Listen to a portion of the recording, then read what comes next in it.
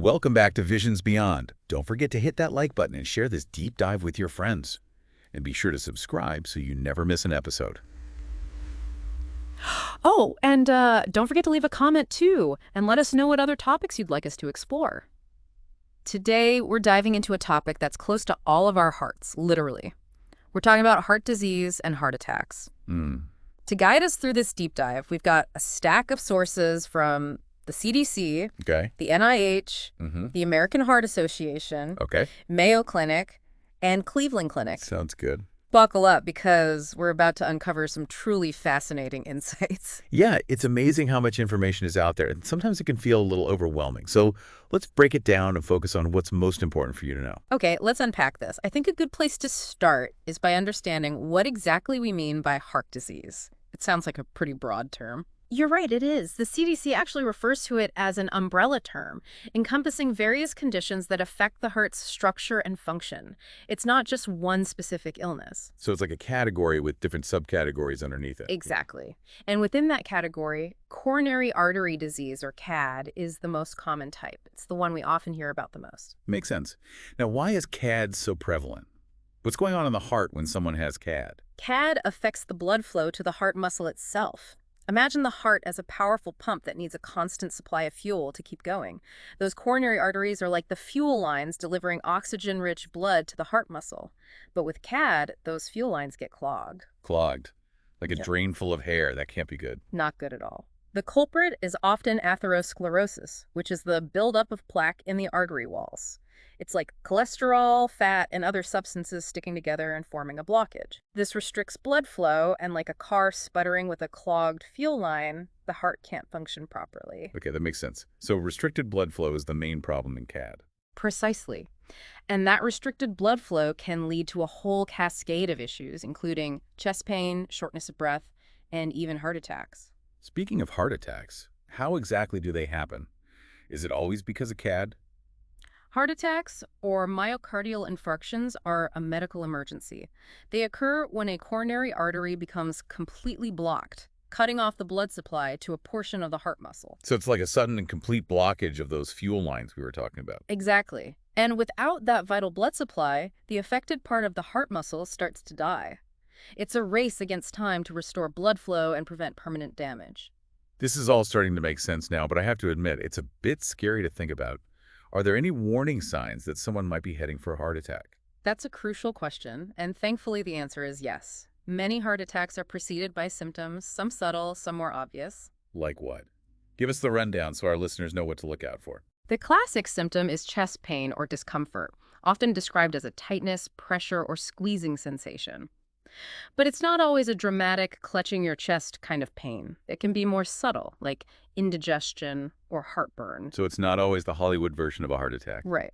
And it's important to remember that symptoms can vary from person to person, and they might even present differently in men and women.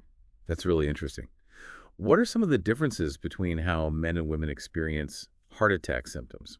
Women are more likely to experience less typical symptoms like back pain, nausea, vomiting, or shortness of breath.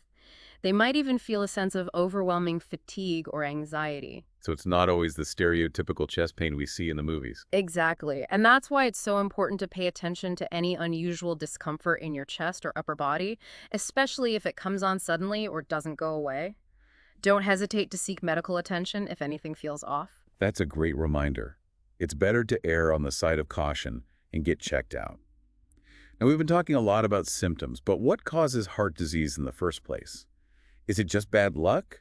Or are there things we can do to lower our risk? That's where things get really interesting and also a bit more complex. There are a bunch of factors that contribute to heart disease, some we can control and some we can't. Okay, so there's the nature versus nurture debate playing out in our hearts. You could say that. Let's start with the things we can't change, like our age, genetics, and sex. As we get older, our risk of heart disease naturally increases. So it's like a vintage car. The older it gets, the more maintenance it needs. That's a good analogy.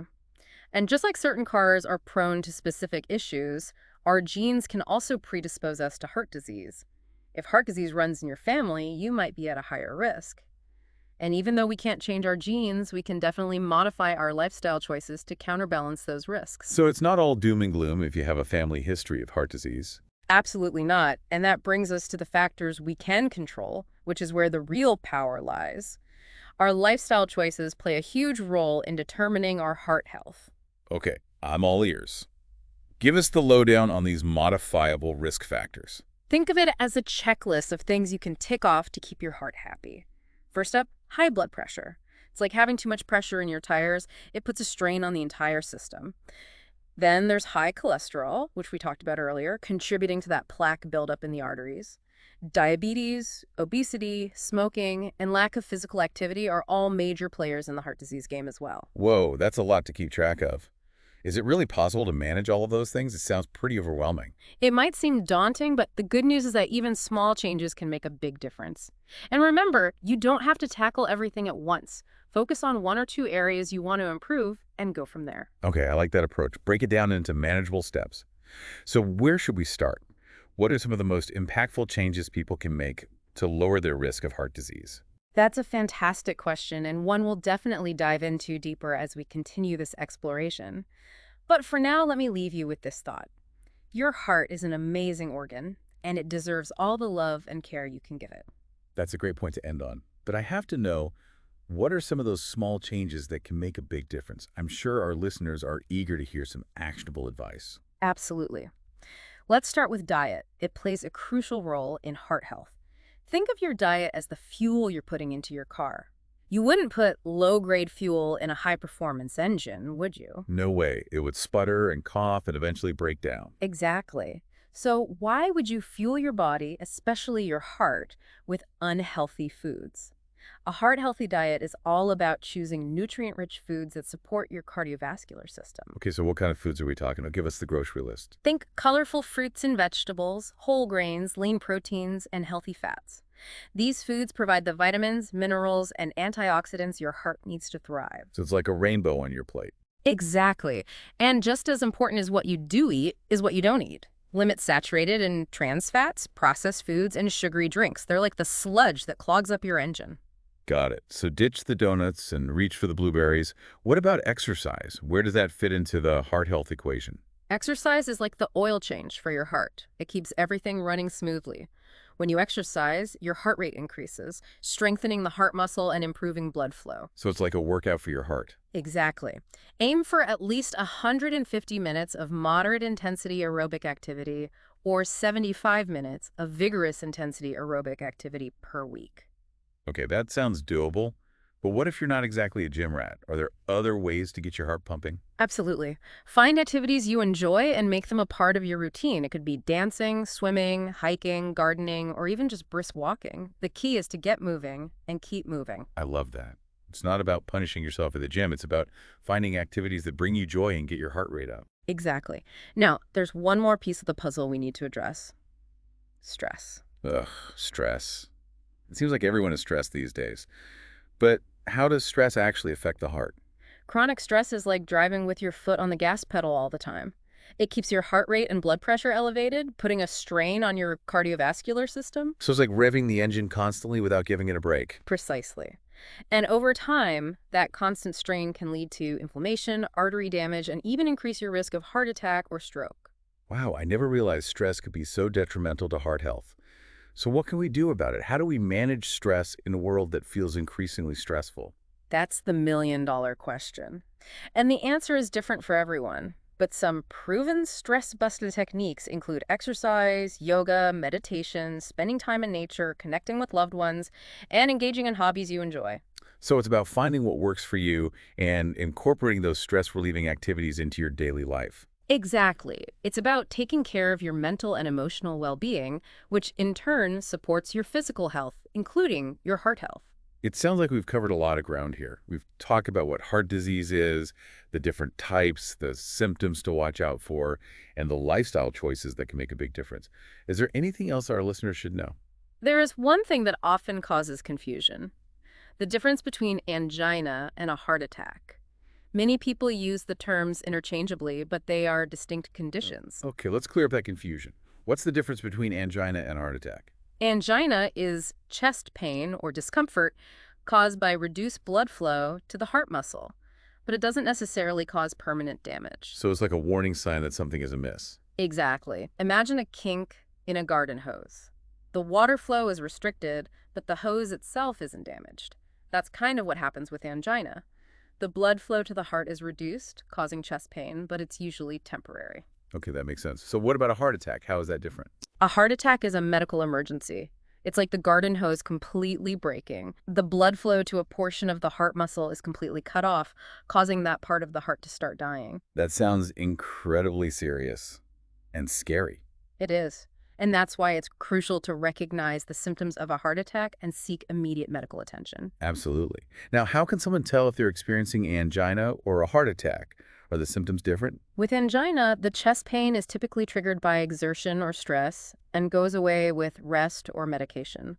With a heart attack, the pain is usually more intense and doesn't go away with rest. So if the chest pain is persistent and doesn't subside, that's a major red flag. Absolutely. Other warning signs of a heart attack include shortness of breath, nausea, vomiting, sweating, and pain that radiates to the arms, jaw, or back. Wow. Sounds like we need to be incredibly vigilant about these symptoms. You're absolutely right. Time is of the essence when it comes to a heart attack. The sooner you seek medical attention, the better the chances of survival and minimizing heart damage. This is all so incredibly important for our listeners to understand. But before we wrap up this segment, let's talk about cholesterol. It seems like everyone is always talking about cholesterol levels. Why is cholesterol so important for heart health? Cholesterol is a fascinating substance. It's essential for building healthy cells, but too much of the wrong kind of cholesterol can spell trouble for your heart. Okay, so there's a good kind of cholesterol and a bad kind. Exactly. You'll see them referred to as LDL and HDL cholesterol. LDL, or low-density lipoprotein, is the bad cholesterol. And why is it called bad? Because high levels of LDL cholesterol contribute to that plaque buildup in the arteries, increasing your risk of heart disease. Think of LDL cholesterol as tiny bits of sticky gunk that cling to your artery walls, narrowing the passageway for blood flow. Okay, that makes sense. So what about HDL cholesterol? Why is it considered good? HDL, or high-density lipoprotein, is like the cleanup crew. It helps remove LDL cholesterol from the bloodstream, preventing it from sticking to your artery walls. So it's like a garbage truck for cholesterol. That's a great analogy. HDL cholesterol scoops up the bad cholesterol and takes it away, helping keep your arteries clear and healthy. This is all starting to make sense now. So it's all about keeping those two in balance. We want to keep the bad cholesterol low and the good cholesterol high. Exactly. And that's where lifestyle choices come in again. Okay, I'm ready for another round of actionable advice. How can we improve our cholesterol levels? Is it all about diet? Diet definitely plays a starring role. Limit saturated and trans fats, which raise LDL cholesterol. Focus on healthy fats, like those found in avocados, nuts, and olive oil. And don't forget about fiber. Fiber helps bind to cholesterol in the gut and eliminate it from the body. So it's like a bouncer at a club, keeping the unwanted guests out. Love that analogy. And just like exercise is a great way to de-stress, it also helps improve cholesterol levels. Regular physical activity can raise HDL, the good cholesterol, and help lower LDL. Okay, I'm getting the message. Eat well, move more, and manage stress. It sounds like a recipe for a healthy heart. You've got it. And remember, even small changes can make a big difference in the long run. It's amazing how interconnected everything is when it comes to heart health. It's not just about one thing. It's about taking a holistic approach and making choices that support our overall well-being. Absolutely. It's like a puzzle. And each piece, from diet to exercise to stress management, contributes to the bigger picture of heart health. I love that analogy. It makes it feel less overwhelming and more like a challenge we can tackle one piece at a time. But let's be honest, even with all the best intentions, sometimes life gets in the way. What are some tips for staying motivated and on track with those healthy habits? That's a great question, and one I get asked a lot. The key is to make those healthy habits a part of your routine, not something you have to force yourself to do. Find activities you genuinely enjoy and make them a non-negotiable part of your day. So it's about finding the joy in movement, the pleasure in healthy eating, and the peace in stress management. Exactly. It shouldn't feel like a chore or a punishment. It should feel like self-care, like you're investing in your most valuable asset, You're good. your health. I love that. It's a mindset shift from I have to I get to. I get to nourish my body with delicious food. I get to move my body in ways that feel good. And I get to prioritize my mental well-being. Exactly. And remember, you don't have to do it all at once. Start small, celebrate your wins, and be kind to yourself along the way. That's such an important reminder. It's a journey, not a race. And speaking of journeys, I think it's time to wrap up this incredible deep dive into heart health. What's the most important message you want to leave our listeners with today? Heart health is within your control. You have the power to make choices that support your heart, reduce your risk of disease, and live a longer, healthier, more vibrant life. Don't underestimate the impact of those seemingly small, everyday choices. They add up over time and make all the difference. Beautifully said. And remember, knowledge is power. You now have the insights to make informed decisions about your heart health. So go out there and make those choices with confidence and joy.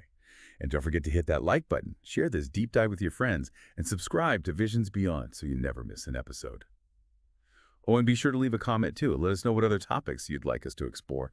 Until next time, stay curious.